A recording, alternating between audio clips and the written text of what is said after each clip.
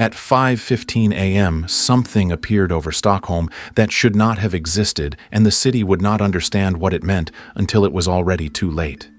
A helicopter, flying dangerously low, slipped across the rooftops of a quiet industrial district, its silhouette cutting through the early morning darkness like a mistake in the sky.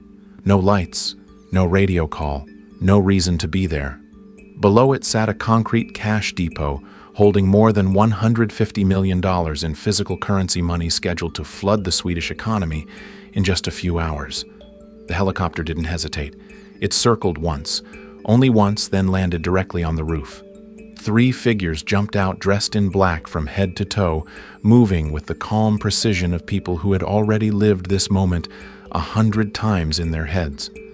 One carried a sledgehammer, another carried a heavy bag, the third carried an object that instantly rewrote the rules of what police believed was possible. Seconds later, reinforced glass-shattered cold air rushed inside and ladders dropped nearly 20 feet into the heart of the building.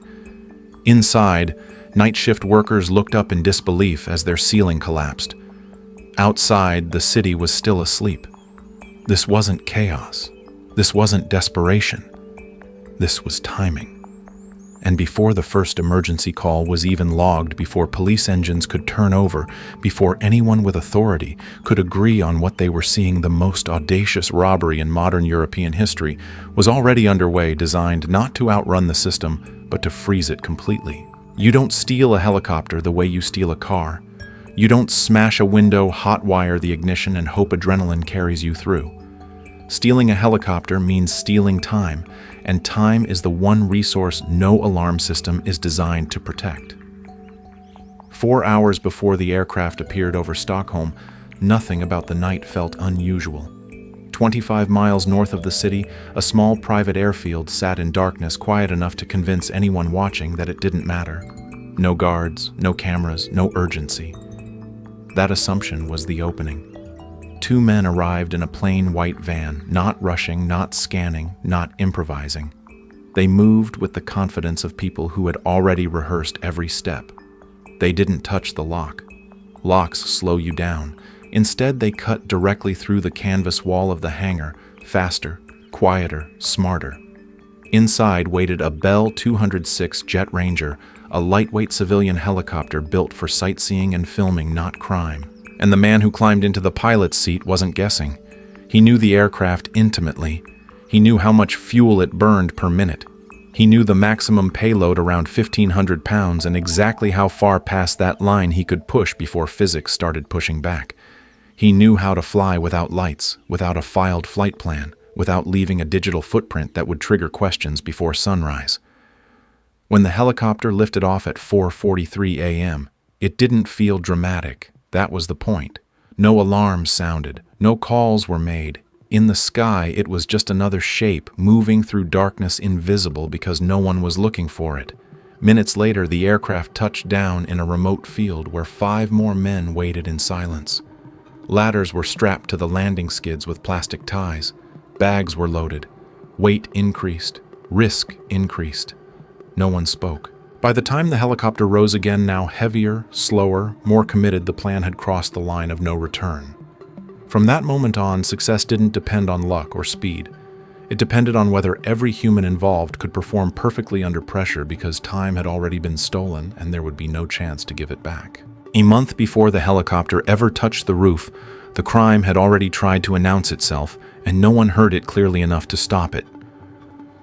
In another country, in another language, intelligence officers listened to phone calls that didn't sound urgent, didn't sound violent, didn't sound like an emergency. There was no date, no address, no diagram, just fragments, a criminal group, a major cash facility, and a helicopter. The warning crossed borders the way all modern warnings do, digitally, efficiently, impersonally. It moved through desks and departments, was logged, summarized, categorized, and quietly buried beneath a stack of other alerts that also claimed something terrible might happen someday. No one ignored it. That's the uncomfortable truth. It simply didn't rise high enough above the noise to force action. Modern policing is built on probability, not imagination, and probability said this was just another rumor. Meanwhile, the people who mattered most were already in motion. Meetings were observed but misunderstood. Faces were seen but not identified. A man with access to aircraft passed through the frame of surveillance footage without triggering alarm because no one knew he was the missing piece. Investigators followed patterns without realizing the pattern itself was incomplete. It wasn't incompetence. It was fragmentation. Each unit knew a little. No one knew enough. And that's how complex systems fail. Not with a single mistake, but with dozens of small, reasonable decisions that collectively produce disaster. By the time the night of the robbery arrived, law enforcement technically had information that could have stopped it. What they didn't have was clarity, and in the gap between information and understanding, the plan matured undisturbed, growing more confident with every passing day. The warning had been real. The threat had been real. The failure wasn't that no one was watching. The failure was that no one could yet see the whole picture, and by the time they could, it would already be hovering above the city. By the time the first alarm reached police dispatch, the city was already losing a race it didn't know it was running. Stockholm's emergency response is engineered around speed, an average arrival time of 4 minutes, a point of national pride. The plan didn't try to beat that number. It erased it. Roads leading to the cash depot had been quietly prepared hours earlier, scattered with metal tire spikes designed to do one thing perfectly: stop vehicles without drama. Patrol cars didn't crash. Officers weren't ambushed. Tires simply collapsed one by one, transforming urgency into immobility. Sirens wailed in the distance, but distance never closed. At the same time, air support, the city's fastest advantage, was neutralized without a single explosion. A suspicious package labeled "bomb" appeared outside the police helicopter hangar, crude but convincing. It didn't have to be real. Protocol doesn't negotiate with uncertainty. Until bomb technicians cleared the scene, no aircraft could lift off. Minutes became locked in place. And then came the final layer, the one that slowed decision-making inside command rooms' visibility of automatic weapons. The robbers didn't fire them. They didn't threaten anyone directly. They let themselves be seen. That was enough.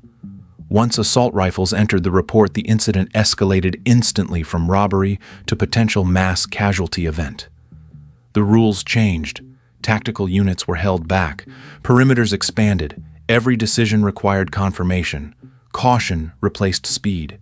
Inside the building, charges detonated with surgical precision, doors blown open without collapsing walls, each blast echoing upward through concrete, designed to feel indestructible. Smoke filled corridors. Workers fled, not because the system failed, but because fear outpaced training. Outside, officers listened to radios describing a scene they couldn't reach, watching clocks they could no longer trust. This wasn't chaos. It was choreography. Every obstacle police relied on for control, roads, airspace, procedure, hierarchy, had been turned into friction. The robbers didn't overpower the state. They forced it to hesitate. And in those hesitations, minute by minute, the balance tipped.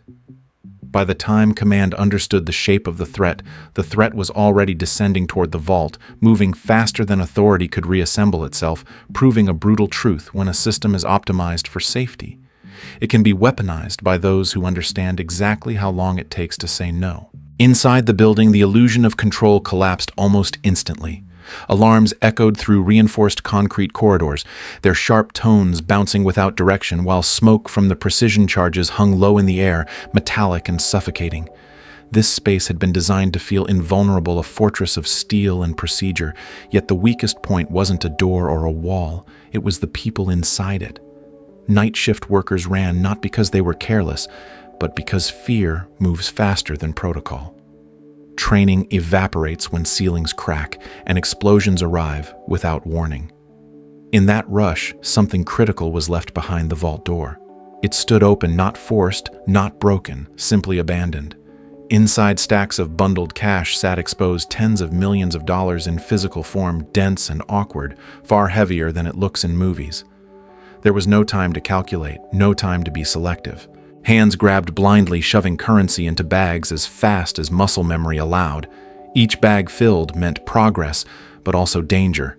Weight added up. The helicopter above had limits, and everyone knew they were getting close. Breathing grew shallow. Movements tightened. Every second stretched distorted by the awareness that police were somewhere out there, stalled but not stopped.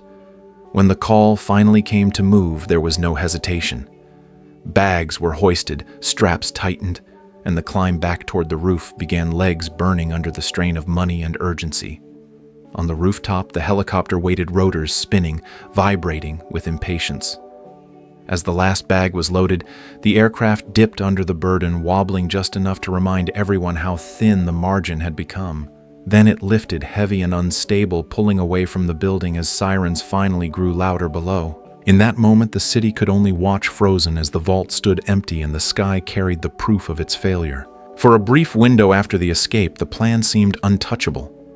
The helicopter disappeared into the morning light, divided its cargo, and was left behind in an open field, like an afterthought, intact, unburned, unhidden. That decision wasn't arrogance. It was confidence. On paper, the operation had been flawless. Every obstacle had been anticipated. Every response delayed. But paper doesn't sweat, and plans don't bleed. People do. In the cockpit, fingerprints still clung to controls touched in haste. On plastic zip ties, microscopic traces of DNA waited patiently, indifferent to how carefully everything else had been designed. A half-finished bottle of water sat where someone had dropped it without thinking, the smallest gesture of relief after sustained pressure. The helicopter itself became a contradiction. The machine that made the crime possible also preserved the evidence that would undo it. When investigators reached the field hours later, they weren't looking at an escape vehicle. They were standing inside a floating crime scene. Every surface told a story that adrenaline had silenced in the moment. Under stress, people revert to instinct, not discipline. Gloves get forgotten. Procedures slip. The body reaches for comfort where it can find it. This was the fracture point, the quiet collapse no one hears until it's already spreading. The robbery didn't fail because the system adapted. It failed because the system outlasted human perfection. The longer the night went on, the more fatigue replaced precision until the smallest oversights accumulated into certainty. The plan had been brilliant. That was never in question. What destroyed it was the assumption that brilliance could survive sustained pressure without leaving a trace. The response did not come with sirens and spectacle. It came quietly, methodically, the way states always respond when panic fades and paperwork begins. Forensic teams worked the abandoned helicopter inch by inch, lifting fingerprints, collecting DNA, cataloging every careless touch left behind in the rush to escape. Names emerged slowly, then faster, each one tightening the circle. Some suspects fled the country, believing distance could dissolve responsibility. It didn't. Borders turned into checkpoints instead of shields. Arrests followed in different cities, different weeks, different circumstances, but all carried the same weight. The realization that the night was no longer theirs to control. Courtrooms replaced rooftops. Evidence replaced bravado. Sentences were measured not theatrical, 3 years, 5 years, 8 years, long enough to erase momentum, short enough to feel almost disappointing compared to the scale of the crime. Millions of dollars in cash were recovered, but not all of it. Roughly 6 million vanished completely, never resurfacing, never traced, absorbed into silence. That absence mattered. It meant parts of the story were missing, that not everyone involved had been identified, that the operation had been larger than the conviction suggested. Authorities believed nearly half the participants were never caught, their roles too distant, too insulated, too clean. This wasn't closure, it was containment. The state reasserted control, but not dominance. Justice arrived, but without triumph. For the public, the case ended with headlines and verdicts. For investigators, it ended with unanswered questions that refused to settle. Because the most unsettling outcome wasn't the prison time or the lost money. It was the knowledge that the system had responded, but only after being exposed, and only once the damage was already done. Long after the headlines faded and the courtrooms emptied, the true impact of the heist settled in quietly, where consequences usually live. Security protocols were rewritten. Private airfields added cameras, guards, procedures that hadn't existed because no one believed they were necessary.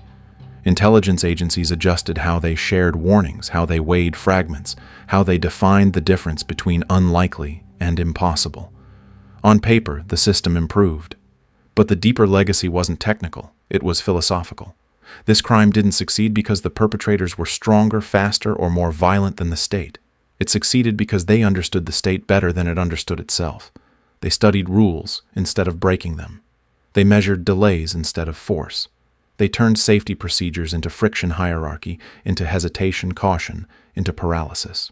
And yet for all that sophistication, the story ends where most true stories do, with human limitation. The same minds that outplanned institutions were undone by fatigue, stress, and small unconscious habits. A fingerprint, a sip of water, a moment of relief mistaken for safety.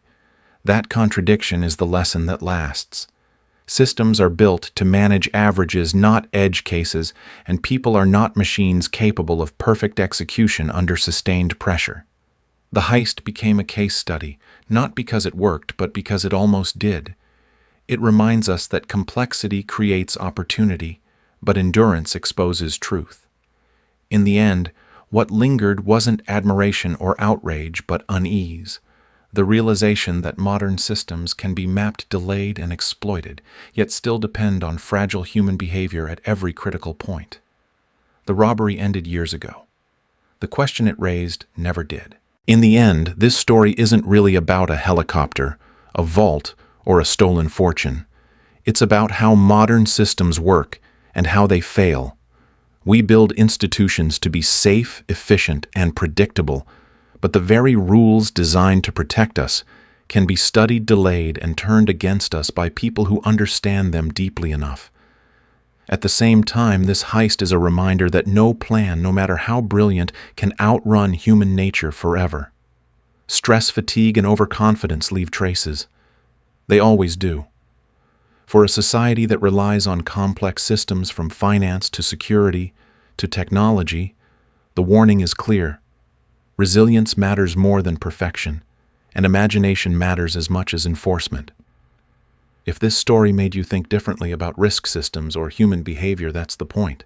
If you want more investigative stories like this, stories that go beyond headlines and dig into how the world actually works, make sure to like this video, share it with someone who enjoys true crime and deep analysis, and subscribe to the channel. We'll see you in the next file.